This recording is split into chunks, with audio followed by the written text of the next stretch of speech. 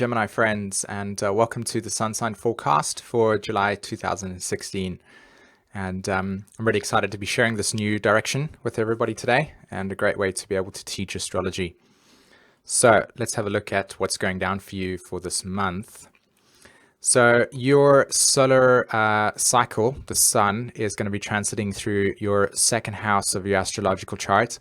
As you can see there, the second house is all about self-reliance.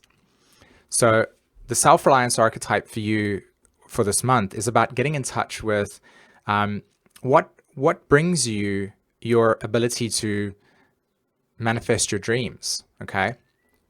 Self-reliance is all about taking charge of your life, knowing how to develop resources that can give you your dreams, okay? And we all within ourselves need to actualize ourselves. We all need to know what our dreams are. So with the second house manifesting where you've got the solar return, so where your sun sign is, you're learning about this inner relationship and how you draw abundance to your life. You're learning about this need for really connecting in with a deeper sense of value, okay?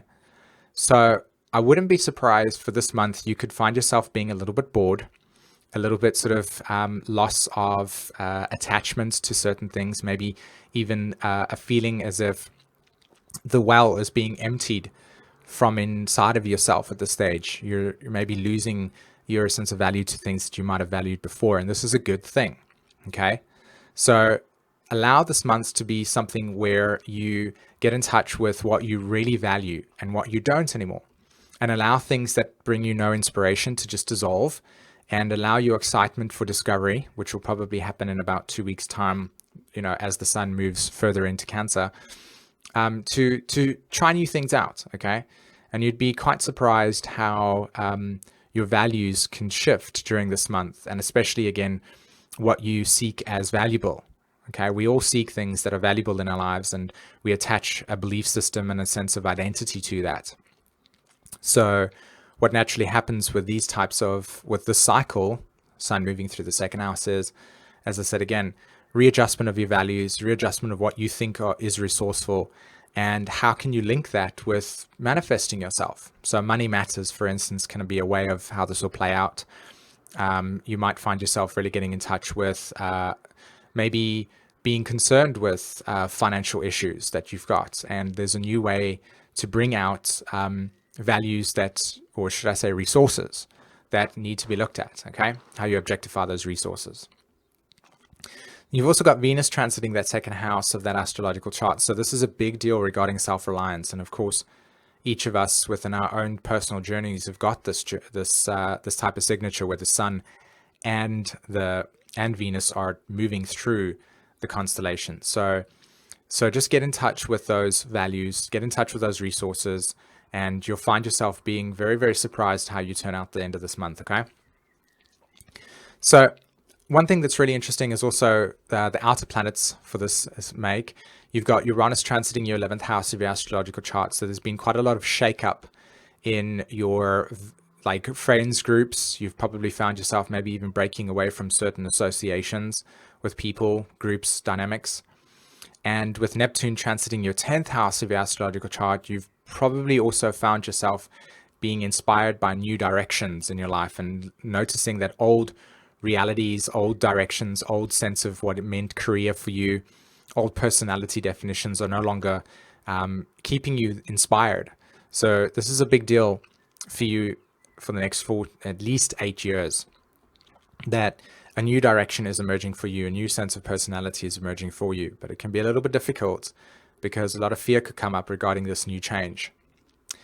And finally, Pluto is transiting your 8th house. So again, this is a big deal in the sense of emotional intimacy.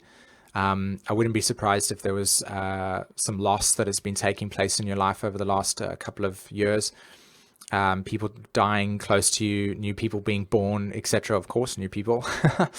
And, a little bit of heaviness towards the Gemini sign. So take it with a pinch of salt in the sense of the heaviness, but know that there's an ultimate metamorphosis that's actually taking place for you. You're really, really getting in touch with a more deeper sense of connection regarding what life means. Okay. Finally, Saturn's transiting your seventh house. So again, there's a lot about relationships. We're dealing with relationships for yourself.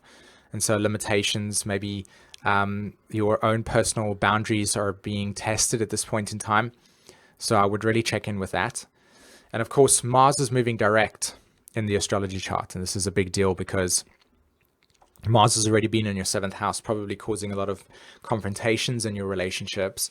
And he's moved back into the sixth house, which of course has probably brought you a lot of inner feelings of lack. And you've probably been here for quite some time where Mars has been bringing that sense of, am I good enough? Can I be, what's the word I'm looking for? Like accepted for my sense of competency, and more along the lines of like this inner void.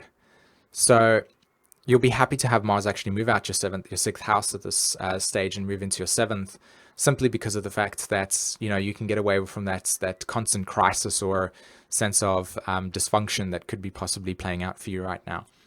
And when it moves into your seventh, just know that there's relationship dynamics that are taking place. Okay, so it's a big deal. Both Mercury and Venus are actually moving into Leo on similar days, 1st to 12th of July for Venus and the 14th of July for Mercury.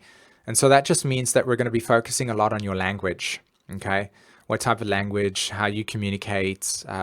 You probably find yourself being a lot more ungrounded during this period of time. So, but then you are Gemini to that degree, so you'll know what that feels like. So this could be something very comfortable for you in that sense. Now, I would say that a new direction regarding your self-reliance, your values, be curious this month, okay? Curiosity is a big deal for you.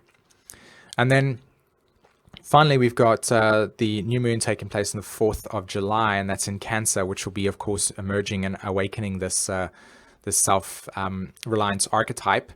And the full moon will be taking place in Capricorn, and that's on the 19th of July. So this is very much what the signature looks like today, or should I say not today, but for this astrology chart that you're looking at right now.